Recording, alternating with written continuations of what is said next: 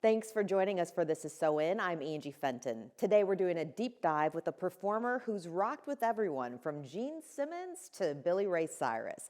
But first, a quick word from our sponsor. Hi, my name is Daniel Marlin. I'm the market leader for Movement Mortgage in the Kentucky, Southern Indiana region. Movement was founded in the heart of the economic crisis of 2008. And at that time, no one cared about the customer experience. So Movement came in and completely revolutionized the mortgage process with what we call our 6-7-1 process.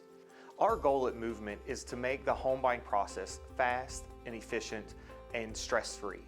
So when we submit a file into our underwriting department, our underwriters have a goal to underwrite that file within 6 hours or less.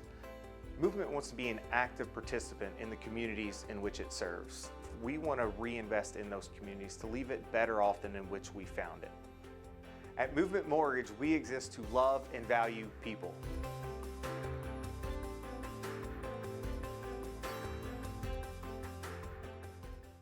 Now let's take that deep dive with rocker Dave Moody.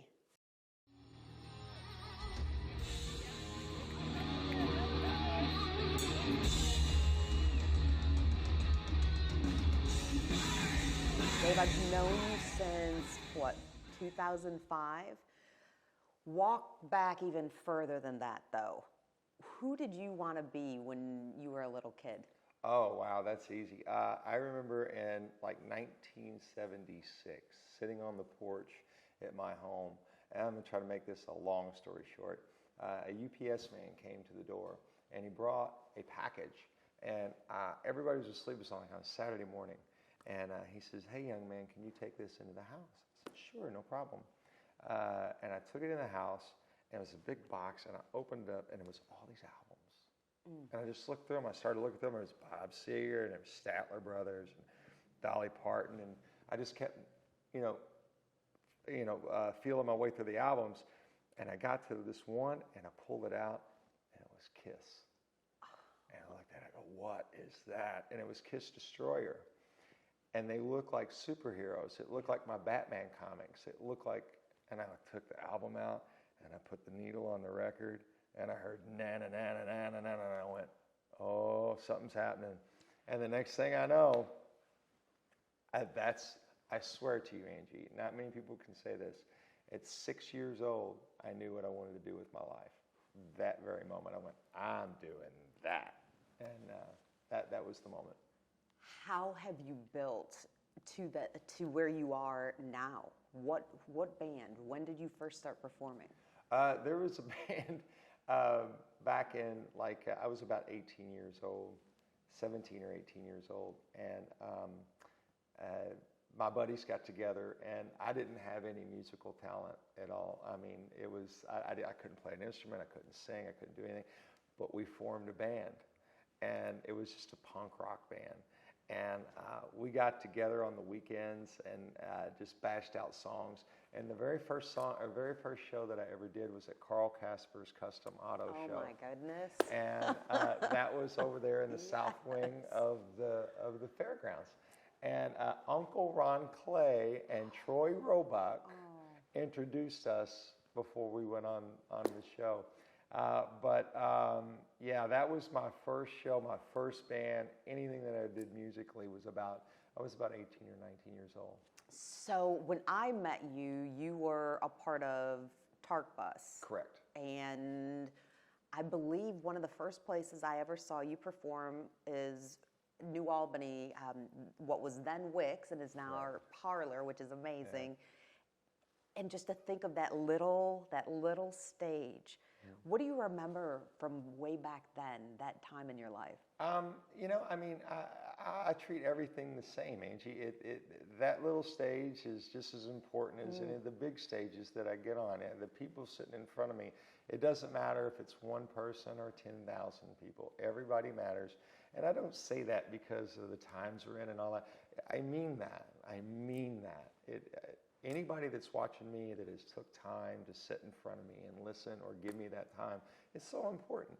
So you treat it with respect. So any stage that I'm on, anybody that shows up, I'm so thankful. So it's just a good thing. I know that's been your heart. It's been your heart since I've known you. I mean, Phoenix Hill Tavern. I can just keep naming all these places that I've seen you perform, and it doesn't matter the size of the audience. It's true that's you give as much as you can, no matter how large or small. But so Jefferson Tark Bus, people definitely know you from Thunderstruck. I mean, you struck the Jeffersonville River stage, that's for sure.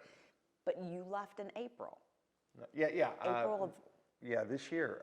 2021. What happened was, I mean, I was minding my own business. Thunderstruck was rolling. Oh, yes. We're doing great.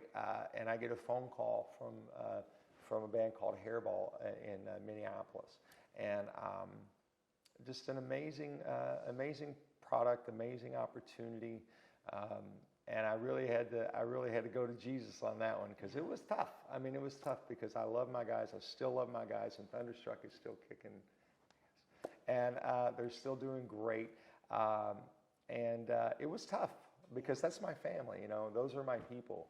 And we traveled a lot of miles together. But I had to search myself from a standpoint of, is this benefiting my family?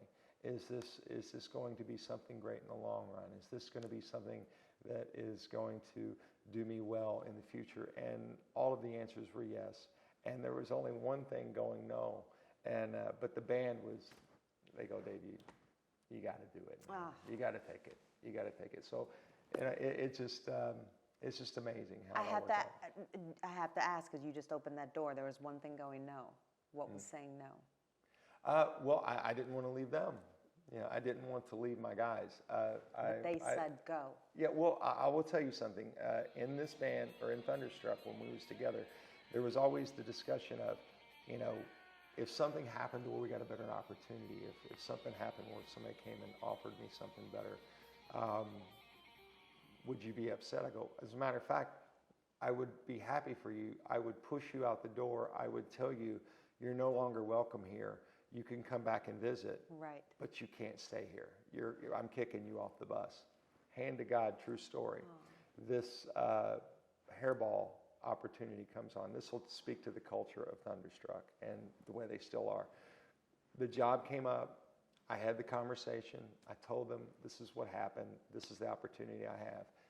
All of them. They said, Dave, you're no longer welcome here. Yeah, you can come back and visit, but we're kicking you off the bus. So, and that was just amazing to me, and that's who those guys are. So I love them very dearly. So that was the no. That was, I can't, That's a good no. That's a good no, but that means something when someone sees a better opportunity and they say, you've got to go and we're behind you. Right. So Hairball, you have to explain what it is because it's a true experience. Correct. It is a over-the-top rock and roll show. It is a bombastic celebration of all the biggest characters of the 70s and 80s. 1 minute, you're going to see Paul Stanley come out, and he's going to be in full costume, full makeup, full regalia, and you're going to have all kinds of bombs and smoke and 5 video walls, and sonically, visually, you're going to be attacked. It's just amazing. And then wait 2 or 3 songs, and then David Lee Roth's going to come out, and he's going to jump off the riser 20 feet in the air, and he's going to do a scissor kick, and then bombs and smoke are going to go off, and he's going to play jump, and I'll wait, and all that good stuff. And it's awesome. You're one of the lead singers, so who are you? Well, in the band, I do 6 characters. I will do Alice Cooper. I will do Kevin DeVoe, Quiet Riot. I'll do Tom Keeper of Cinderella, Brian Johnson of AC/DC, Dee Snider of Twisted Sister, and there's one more, and I'm forgetting which one. There's one that's coming. There's one. Gene Simmons of Kiss. Yes. Gene's kind of hung up right now. Yes. Yeah. We're waiting on stuff. We're waiting on the boots, which, as you all know, with the shipping and all that going on right now. Yes. And my bass guitar. So. But you've been sharing things on Facebook where there's an evolution that's happening. Do you know Gene Simmons has been here to this area in Southern Indiana and Kentucky before. do you know? Has he seen? You He's know, got some competition. I don't think that he has yet, but I know that he will. Because here's the thing about this band. This band has actually performed with Gene Simmons. It's actually performed with Paul Stanley. It's actually performed with Rob Halford, Dee Snider. It's actually performed with the people that we portray. They come out and jump up on stage with us. They actually come to the shows, and like if they're out in town, they'll come see us, and they are more than comfortable with getting up with us and playing. So it actually happens. You toured with Billy Ray Cyrus. Correct. One of my favorites. But Gene Simmons, have you ever met him? Yes, as a matter of fact, in 2003, I had a band that was being courted by Gene Simmons. He had restarted his Simmons label, and long story short, and it's a funny story, but it would take too much time. He basically told me I was too old and too tall. Hold on a second. True story. Go ahead. So I'm wearing my big girl shoes today. Stand up for a second here, Dave. Now, I'm going to actually, no, keep standing for a second. I'm going to actually there we go. This would be a much better interview here. Now, see, I feel like a Sasquatch. No, I like this, though. So how tall are you? Without boots, I'm 6'5". So he said you're too tall and too old. Yes, and that was 2003. No offense, Mr. Simmons, but yeah, that was who's talking? Yeah, well, it was a pot and kettle Isn't he, situation. I mean, isn't he a tall man himself? Yes, he's 6'2", but he had a good explanation for it. You know, the way and again, go back to what we was talking about the album that I found, and I looked at it, and you know, that's what I'm going to do. Did you tell him at 6, I saw your album and I knew what I wanted to do and be? There's a lot of layers to this onion. Okay, so we go in the room, and I remember him grabbing me and putting his arm around me, and we're looking in the mirror, and he goes, "Tell me what you see there." And I said, Gene Simmons with his arm around me. And he goes, "No, tell me what you see." And I said, "Got to be honest, it's pretty hard to get past Gene Simmons with his arm around me." He started laughing. He goes, "No, what you see is 2 dinosaurs." He goes, "Let me tell you something." He goes, "We're a nostalgia act, and we know that. But we're so tall, we scare people." He goes, "Most people in the industry are smaller of stature, and we're an anomaly." And I said, "I guess, I don't know, whatever. That's cool." Well, anyway, long story short, he went like this. He says, "This is when I knew it was over in the music business for me. This is when I knew. This is when I knew I had to shift." He said, "You see the star on the store?" We was in Freedom Hall. He said, "You see the star on the store?" I said, "Sure, yeah, I see it." And he goes, "I want to walk in this room, and when I walk in this room, I want to see a 17-year-old Elvis sitting there." And he goes, "And if that 17-year-old Elvis looks at me and says, I can't sing and I can't dance, I'm going to look at him and go, I'll teach you." And I went, "Yeah, we're done here. We're good." But we go flash forward to the end of the night. He was very kind, very generous, gave us front row seats, was very kind to us. I walk backstage, and I go up to Gene, and I said, he was signing autographs. He was in a meet and greet line, doing that big meet and greet. And I said, "Mr. Simmons, can I tell you?" He's got the whole makeup on. It's striking. So he's standing there. I said, "Mr. Simmons, can I tell you something?" And he said, "Sure." He wouldn't even look at me. "Sure." And I says, "I just want to tell you that, my whole life, all I did was what I read in the magazines, which you told me to do, not directly, but I read it and I took it to heart, and it led me right to your doorstep. And I want you to know that I want to thank you for your music.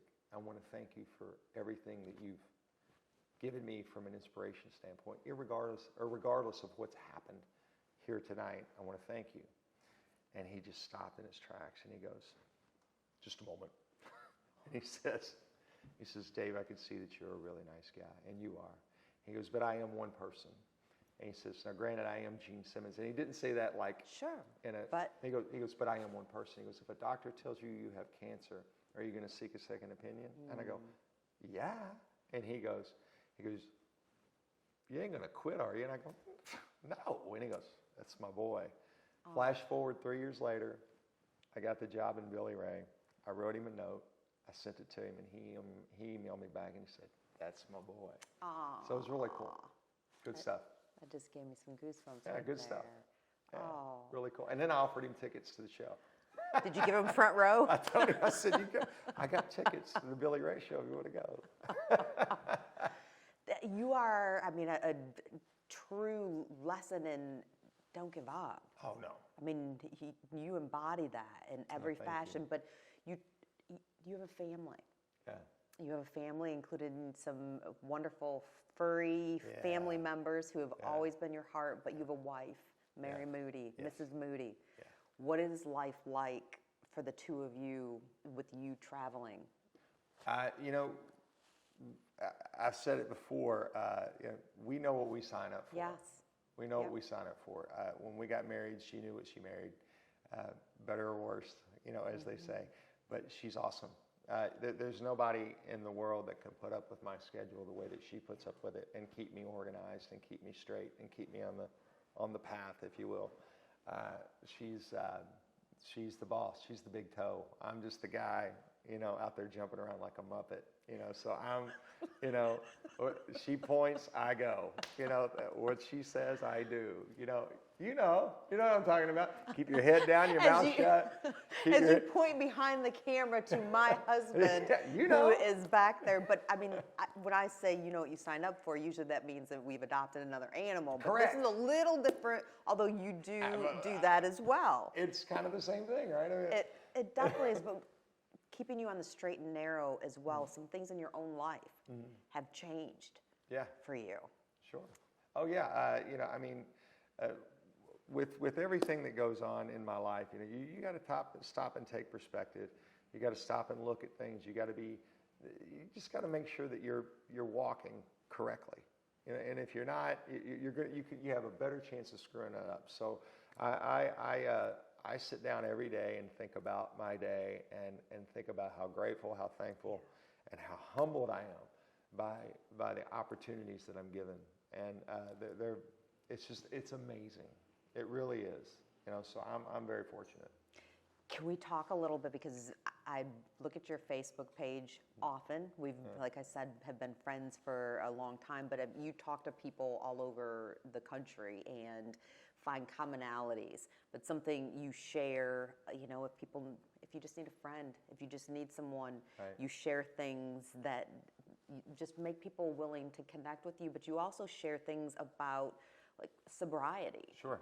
And the importance of that. I mean, we both were in a bar before, drinking beers or whatever we were. And I mean, it's something that I like to share. I made a decision in June of 2020 that good for you. Alcohol doesn't have a place in my life. Let it go. I like a sober life. Yeah. Well, what about for you? Well, I mean, one day I woke up and it was May 1st of 2015, and I said, man, I've just had enough. You know, this lifestyle, if you allow it, can take you on you can jump in the water and it could just take you down.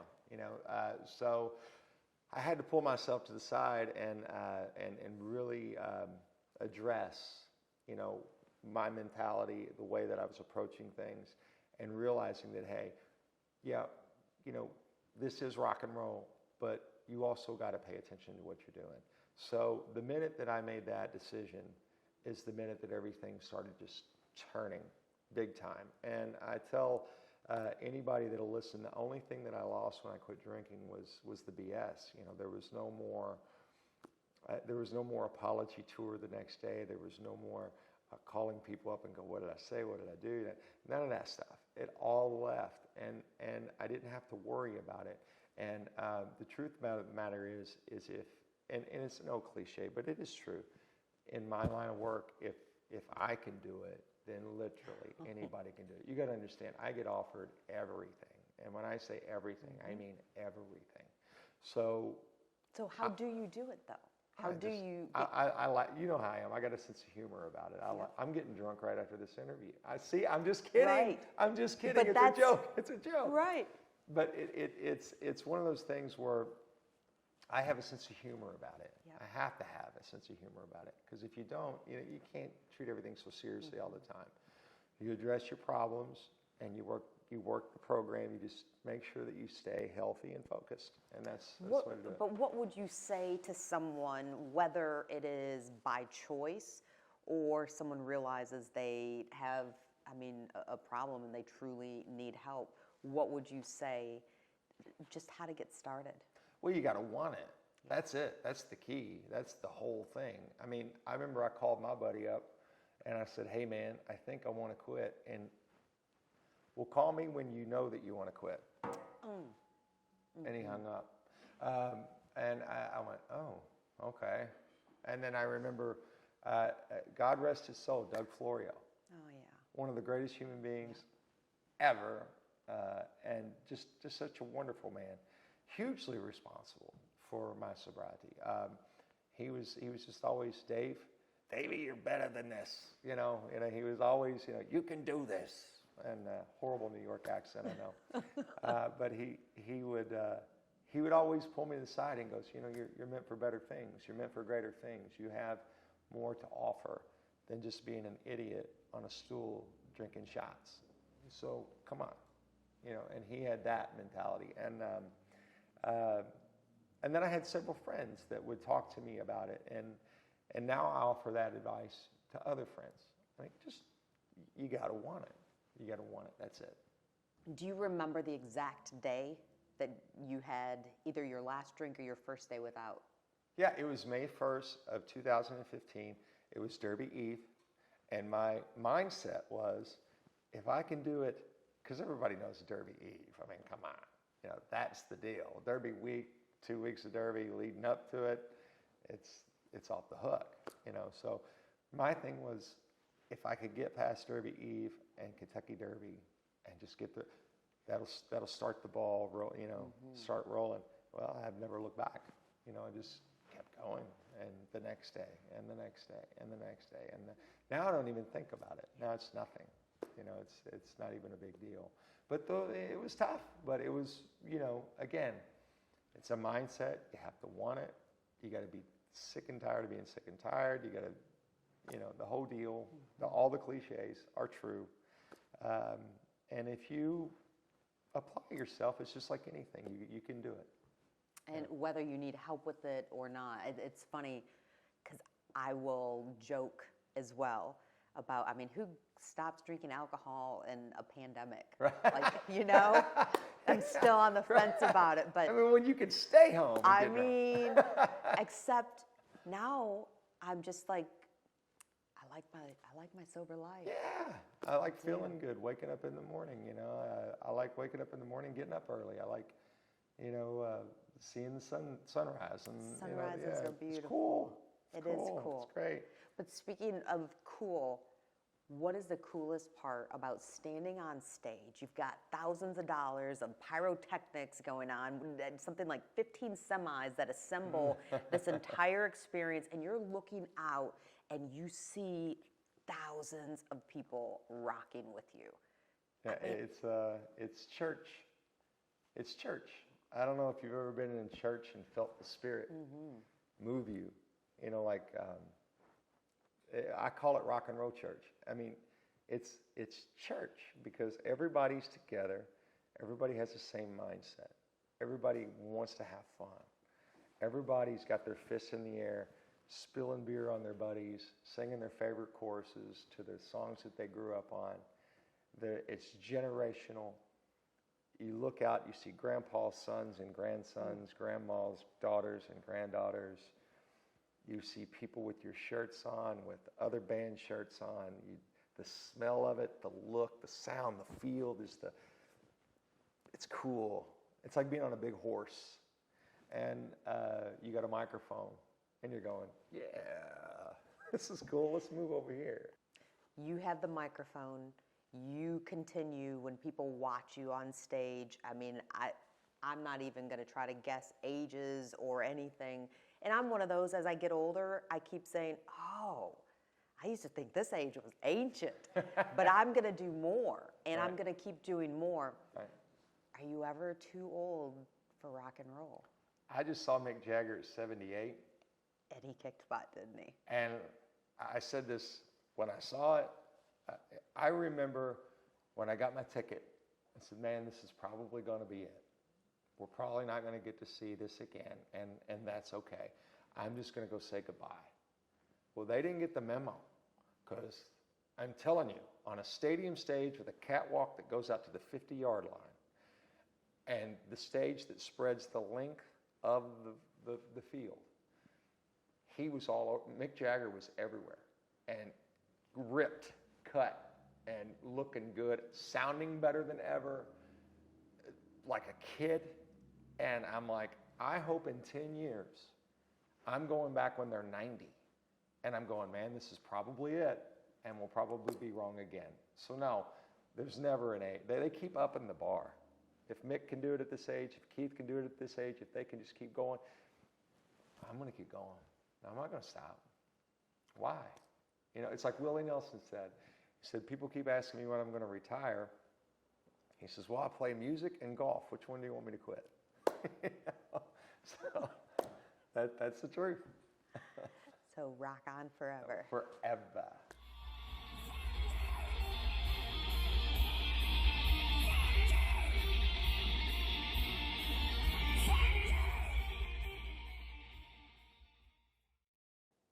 Dave Moody and Hairball play Old Forester's Paris Town at 7 p.m. December 17th. You can get tickets at paristown.com. Thanks for joining us for This Is SoIN. Hope you'll join us next week.